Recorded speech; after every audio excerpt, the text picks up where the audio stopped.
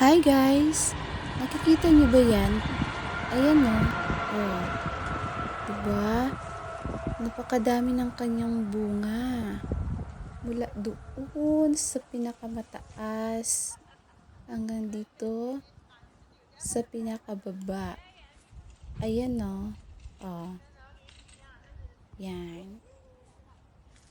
Hindi nyo na pala kailangan umakyat kasi ayan o. Aabutin nyo na lang. Ayan. Oh guys, sobrang sarap nito. Ayan, kulay pa lang oh. Alam mo ba na ang mansanas ay yaman din yan sa antioxidants, fiber, vitamin C, at potassium.